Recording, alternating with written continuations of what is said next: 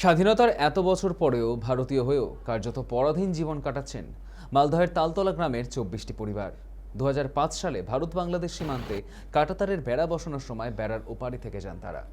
দেখতে দেখতে পেরিয়ে গিয়েছে প্রায় ২১ বছর, কিন্তু বদলায়নি তাদের জীবনযাত্রা। চাঁদপুর গ্রাম পঞ্চায়েতের সীমান্তবর্তী তালতলা গ্রামের একদিকে ভারত, অন্যদিকে বাংলাদেশ। পুনর্ভবা নদী এই এলাকায় সীমান্তের প্রাকৃতিক সীমারেখা হিসেবে কাজ করেছে। গ্রামবাসীদের অভিযোগ, ভারতীয় পরিচয়পত্র থাকা সত্ত্বেও নির্দিষ্ট সময় মেনে বিএসএফকে পরিচয়পত্র দেখিয়ে যাতায়াত করতে হয়। দিনে কয়েকবার যাতায়াত সম্ভব হলেও রাতের বেলায় অসুস্থতা বা জরুরি চিকিৎসার প্রয়োজন হলে চরম সমস্যায় পড়তে হয়। সম্প্রতি তালতলায় গিয়ে বাসিন্দাদের সঙ্গে কথা বলেন রাজ্যের সেচ ও আদিবাসী উন্নয়ন দপ্তরের প্রতিমন্ত্রী তথা এলাকার বিধায়ক জুয়েল মুর্মু। মন্ত্রীর কাছে হাত জোর করে পুনর্বাসনের আর্জি জানান গ্রামবাসীরা। এখন সরকারের সিদ্ধান্তের অপেক্ষায় ২৪টি পরিবার।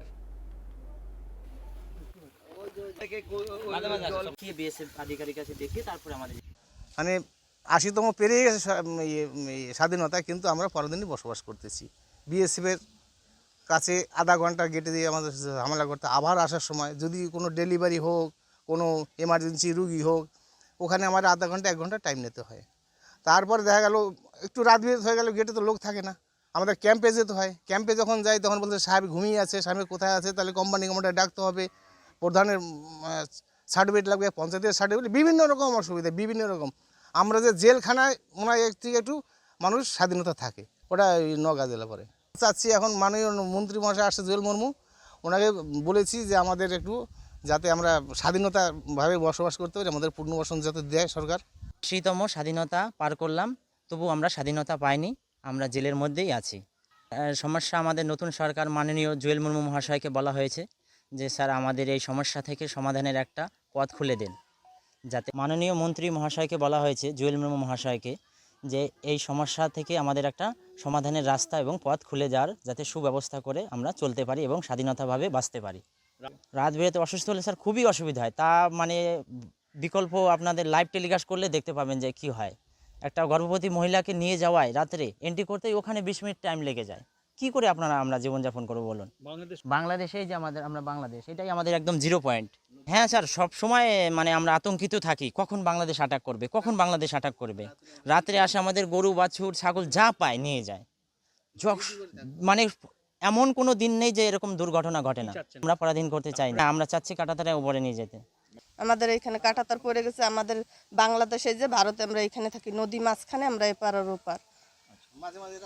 রাত্রে চুরি হচ্ছে, অনেক চিন্তা ভাবনা, ঘুম আসে না, পোলাপান নিয়ে আমরা এখানে থাকি, খুব কষ্টে আছি।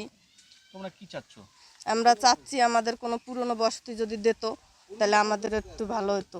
আমি এখানে 19 বছরই আছি, তার আগে আমার শ্বশুর শাশুড়ি অনেক কয় বছর আছে এখানে। কি চাচ্ছ তোমরা? পুরনো বসতি চাচ্ছি, আমরা কাজটাতারের ওই পাশে থাকতে চাই।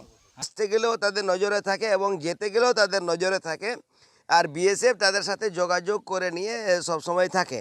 কিন্তু কোনো সময় দেখা গেল যে কারো যদি অসুবিধা, যদি কিছু মারাত্মক রাত্রে যদি অসুখ যদি হয়ে যায়, সেখানে বিএসএফের কাছে অর্ডার করে তাদেরকে হসপিটালে কিন্তু নিয়ে যায়।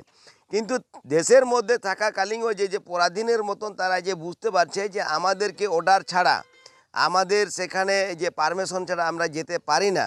কিন্তু এই যে তাদের যে প্রতি মুহূর্তে যে 20 মিনিট বা 30 মিনিট তাদের যে সময়টা নষ্ট হয় যে এন্ট্রি করার সময়, তারা ওটাই ভাবছে যে আমরা এখান থেকে আমাদেরকে আপনারা ভালো জায়গায় নিয়ে গিয়ে রাখেন।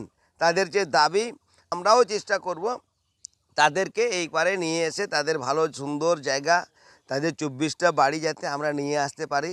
সেখানে আমরা আলোচনার মধ্যে দিয়ে তাদেরকে আমরা সরকারকে আমি জানাবো, যেখানে ফেন্সিংয়ের ভিতরে যারা আছে, আমাদের ক্যাম্প আছে, ফেন্সিংয়ের ভিতরে আমাদের পরিবার আছে, যেখানে ফেন্সিংয়ের ভিতরে আমাদের যে ৭০ একরের মতন জমিগুলো আছে, সেই জমিগুলো তাদের কার কাছে আছে না আছে সেগুলো